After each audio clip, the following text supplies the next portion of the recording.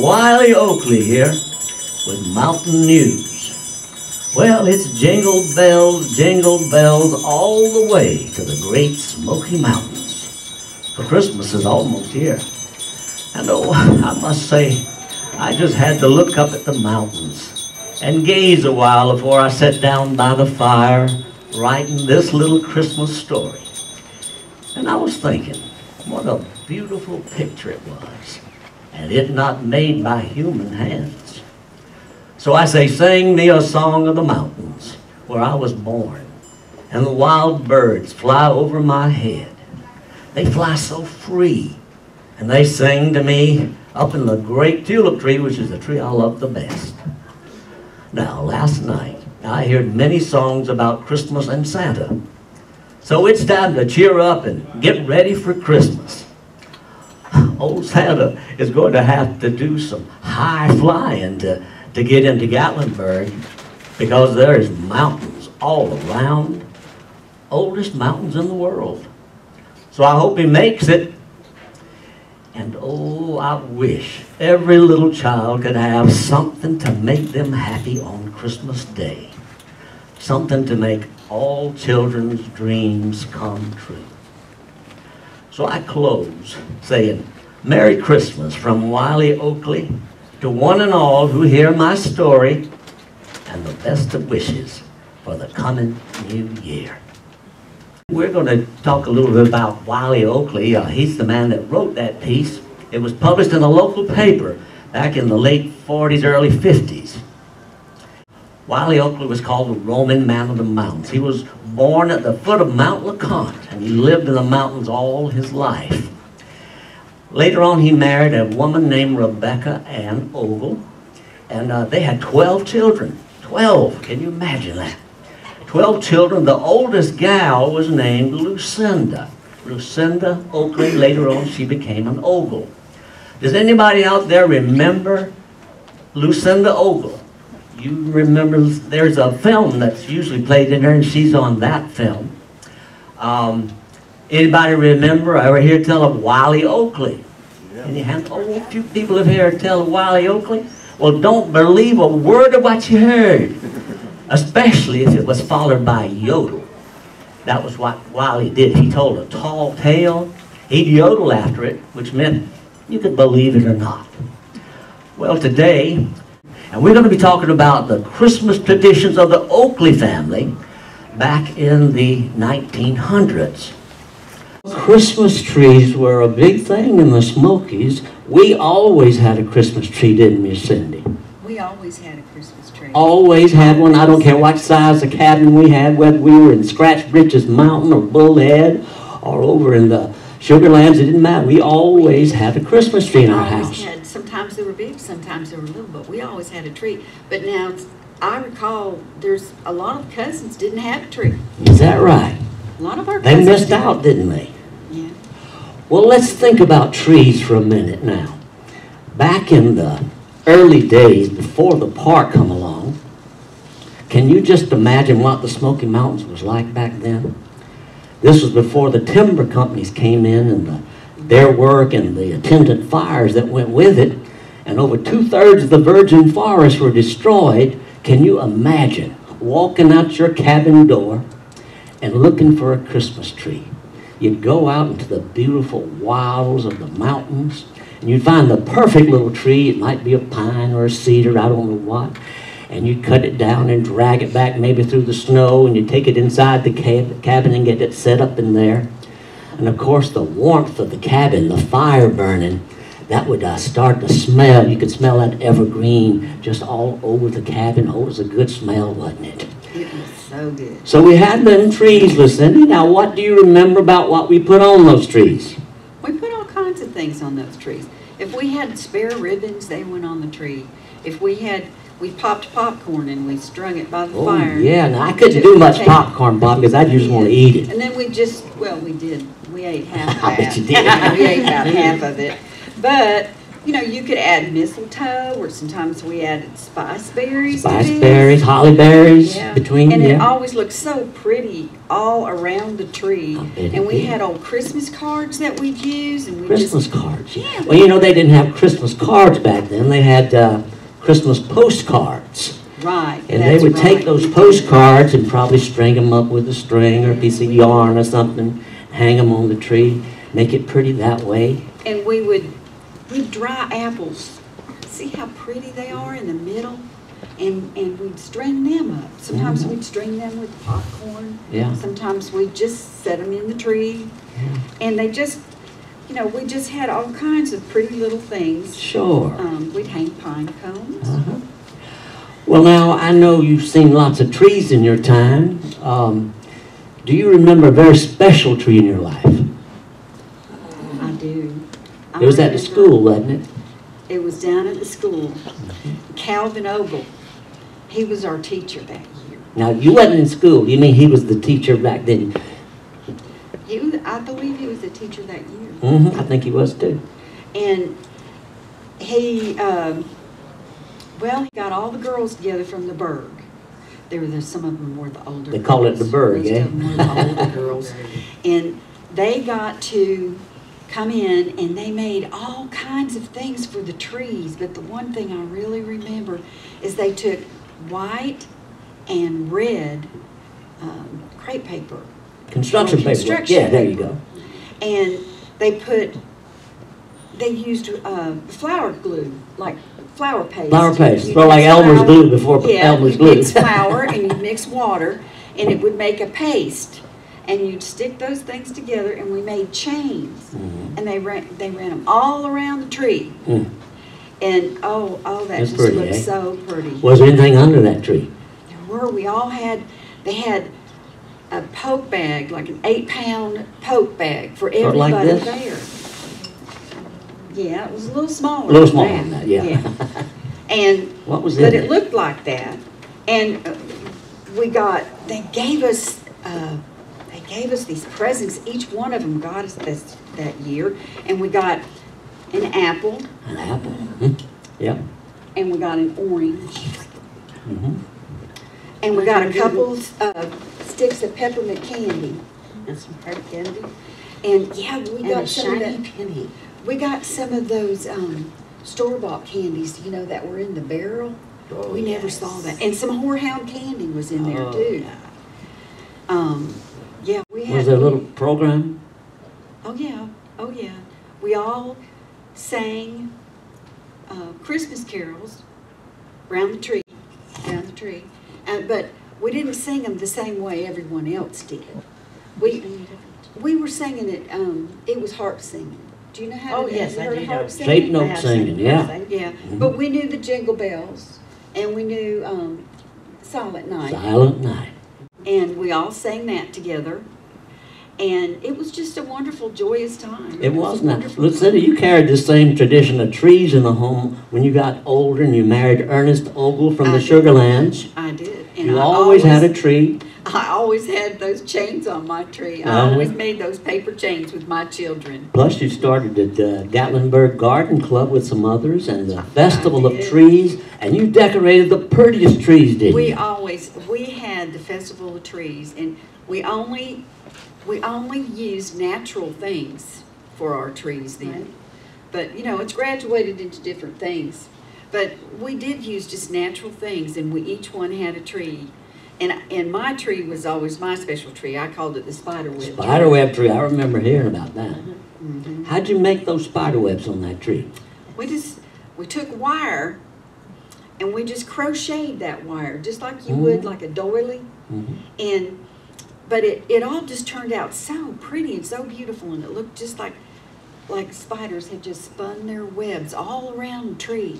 Yeah, It you was got just to be wonderful. known for that tree. did. And there was a story that went to it from the Ukraine that went along with that, and that's how you got the idea for it. It And in was. your home, you put up all sorts of trees yourself. I remember seeing a picture of you with a tree with doilies are little things made out of like snowflakes, crocheted, Right, yeah, snowflakes. and angels on it. You always That's did that right. the rest of your life, and we're just going on and on about Christmas trees. We're going to start singing Old Tannenbaum in a minute, and everybody's going to leave. You know, speaking about gift giving and such as that, let's talk about gifts in the Smoky Mountains. What happened back then? Of course, nowadays, you know, you can order it from Amazon or go to Walmart and buy things and all this. But back then, we didn't have that. Maybe Ogle's store was about all that was around. So we had to make do with other things, giving gifts in the Christmas time. Well, we didn't have that. We didn't get that much. No, we did not. We But were a poor sure, family. We sure enjoyed Christmas. 12 children. It's a wonderful thing. Yeah, there's 12. Do you remember what we did do for gift giving in the Oakley family? Well, sometimes what we do is we just swap. We'd That's swap exactly something that right. we liked, give it to a brother or sister. Daddy'd make little wooden dolls for all the girls. And then, you know, there was a bunch Oh, of I was boys. pretty There good were a with my bunch of hands, there you were a know. bunch I of could boys. carve real good. Let me tell you, when I first got married to Rebecca and we moved to Scratch Britches Mountain, all I had was a handsaw and a knife. And I had to make our furniture. Really? Yeah, the bedsteads, the drawers, everything, the wooden utensils and all. So I was pretty good with my hands. So yes, you're right. I would carve dolls for the girls, and I all you remember girls love flutes. those dolls. I remember flutes. Flutes. You made flutes. Did too. flutes. I think out of elderberry. Did you do- Elderberry wood. Or Elmer. gum, sweet That gum, was sweet my gum. oldest boy. He and I would do a lot of that carving, and we would also with those little dolls. Your mother would make the costumes for them, and we'd paint a little face on them. And you know how That was those wonderful. boys were. You know what they would Oh, do those sometimes? boys, They would the just come boys, in and They would tear the arm, tear an arm or leg legs off the doll. They our would. dolls. They would. And Oh, Daddy you had never to hear fix it. such crying and carrying on. Oh my gosh! But I would fix it back on again, so they'd He hush could crying. always fix them. But you remember those dolls from way back, right? I remember those dolls. They Didn't were have no so Delft much dolls fun. back then. Did All you they had save was one the of them by any chance? I braid. believe there's one. Yeah, I do believe There's a one. picture I of you don't with have one, one but with I me don't- right now, yeah. but I believe there's one up at the house. And we That would be also, priceless. yeah, they're just that. So we Well- made the whistles. We swapped. If one child saw something the other liked, they'd swap, and We'd swap that's it. the way they'd get a gift. And But that's we a good just had thing. such wonderful Christmases, and oranges and apples. They were just such a special treat for us then. We didn't Now. get those. I want you to tell people about Christmas gifts. Now, let me set the scene first of all. I want you to think about where we're talking about. Have any of you ever been up the Motor Nature Trail? If you leave Gatlinburg, go up Airport Road, that's Motor Nature Trail. It goes around to some cabins and mills and such as all of that. Well, the first cabin you get to, it is the Noah Bud Ogle cabin. It's a beautiful old cabin. Got a nice barn there too. If you hadn't been there, you ought to. Yeah. That's where my wife, Rebecca, that's where she was born and raised, and that's where I met her. Well, now, there were 14 mills on 4 miles of that Mill Creek is what we called That's- it back yeah, then. they The call park it Mill started Creek. calling it They call it LeConte Mill Creek. Creek. Yeah, because the water come down from LeConte Mountain there. And so there were these 14 mills. Now, the Bud Ogle Mill was sort of up a ways. You know where it is if you've been there. But there are at least 10 more mills going towards Gatlinburg, or White Oak Flats as it was first called.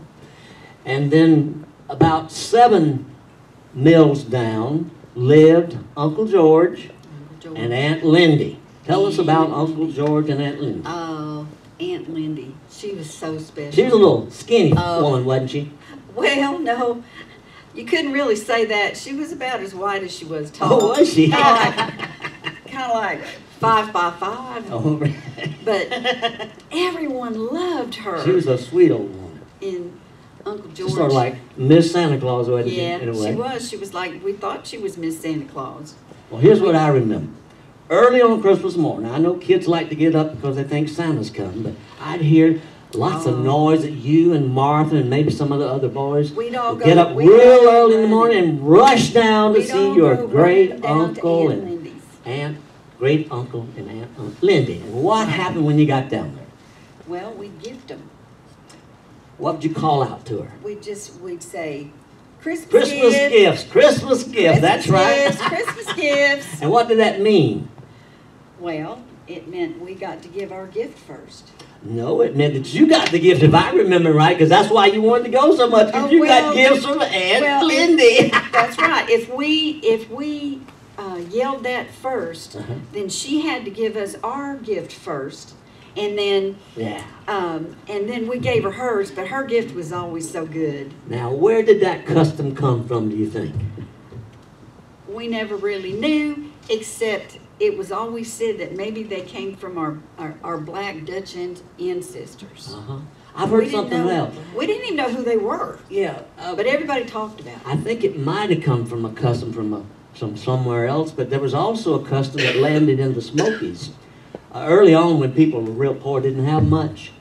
And Christmas became a time when they could go to their neighbors who had a little bit more money, a little bit better off. And they'd holler Christmas gifts to them. Right. And that way, they could get something from them. And that way, they didn't appear to be poor folks begging. They were just asking for Christmas gifts. So it was a nice way to get Christmas back then. We always had yeah. something. So what did Aunt Lindy Well, Aunt give Lindy, you? oh, she would make these wonderful, wonderful sweetbreads. And what it was biscuit, and it had some cinnamon, and it had home ground nutmeg in it, and little sugar. And, you know, today they'd call that maybe a cookie, but we'd never seen a cookie. We didn't know what a cookie even was. But oh, we loved those sweet treats. We just loved those sweet treats. And then we would finish those treats up at her house. And by the way, did you ask her to make those later on? I did. Yeah. I did. One time I asked her about that, and she told me, I asked her about the recipe, and I asked her, could she please make me some of those? And she said, well, hon, no. I believe it's better for you to have your memory of that from when you were when you were a child, and not it would be more special. It will stay more special with you if I. So I just accepted it. We never got the recipe. Well, I remember you also said that she would always hear you coming. That's what she told me. She'd hear y'all coming, but she would pretend like she didn't hear you so that you could call Christmas gifts on her first, because she loved to see your bright, happy faces. Right. She was very, very special. She was always jolly. Yeah. Just a wonderful lady. And then after that, you came back home. We'd run back up to the house. Now, and what did we have? We'd chase each other back up there, because we'd end up with, there was country ham, biscuits. Biscuits and gravy. And gravy.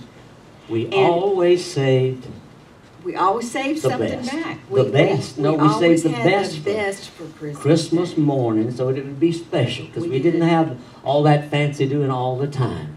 That's right. So those were very special Christmas gifts way back then. It sure was. And it, you know, the grandchildren now, they can have all the wonderful things under the trees, just more toys than anybody ever thought of. But our Christmases were just so very special. So very special. It was the one day of the year that everybody just stopped and kind of made a fuss. Yeah. Now let's talk about what your mama did. One of the things that she would give the kids, of course, is she would make some good gingerbread cookies. I don't mean cookies, I mean little gingerbread little boys and girls. And she'd decorate them up, and she'd give those out. You know, when she was cooking, didn't the kitchen smell good with that good smell? But I remember Daddy chopping. I remember he you kids liked them so much, you didn't want to eat them, so I'd sometimes bite their head off, because I was hungry. I was waiting for it. You'd always bite the cookies' heads off. But your mama, she would have some more for you. She'd bake some more. Yeah. Some of those good smells of Christmas. Oh, it was awful good. Well, you know, I think I hear For whom do the bells toll out there? And I think it might be tolling for us that we need to sort of start packing it up and getting out of here. We got a little bit more time. Wiley, one of the ones that he wrote for the newspaper. And he said, I want one and all the whole world over to be happy this Christmas. I only leave these words with you. Take a little time out to think if you are rushing. Just slow down. And also, you will let someone else rest at the same time. There's no need to rush to make money, for you can't take it with you when you pass on to the other hunting ground. Now, you may think you can. I am in doubt. I'm in doubt about it, but in case you do hear of someone taking any money with them when they pass on, let me know about it at once, and I will get busy and stop resting too much. Wiley is going to close by saying, may all the bells on Christmas Day ring a song of happiness that will bring peace and joy to every soul on earth. That day, on earth, on Christmas morn, the Prince of Peace and Hope was born. Your friend, Wiley Oakley. Once upon a time,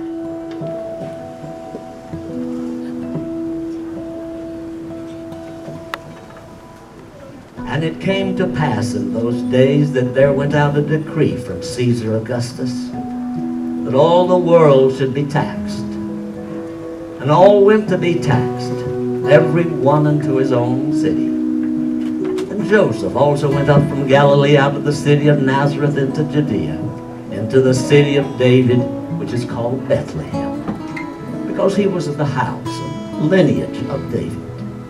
Went to be taxed with Mary, his espoused wife, who was great with child.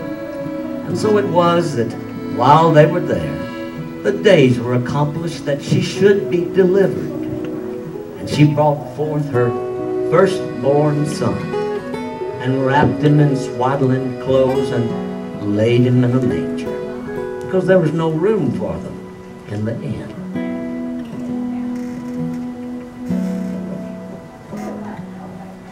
And there were in the same country shepherds, abiding in the field, keeping watch over their flock by night. And lo, the angel of the Lord came upon them, and the glory of the Lord shone round about them, and they were sore afraid. And the angel said unto them, Fear not, for behold, I bring you good tidings of great joy, which shall be to all people. For unto you is born this day in the city of David a Savior, who is Christ the Lord. And this shall be a sign unto you. Ye shall find the babe wrapped in swaddling clothes, lying in a manger. And suddenly there was the angel, with the angel a multitude of heavenly hosts, praising God and saying, Glory to God in the highest, and on earth peace, goodwill toward men. And it came to pass, when the angels were gone away from them into heaven, the shepherds said to one another, Let us now go even unto Bethlehem, and see this thing which is come to pass, which the Lord hath made known unto us. And they came with haste, and found Mary and Joseph, and the babe lying in a manger. And when they had seen him, they made known abroad the saying which was told them concerning this child. And all those who heard it wondered at those things which were told them by the shepherds. But Mary, she kept all these things and pondered them in her heart. And the shepherds returned, glorifying and praising God for all the things that they had heard and seen, as it was told unto them. Glory to God in the highest, and on earth peace, goodwill to all men.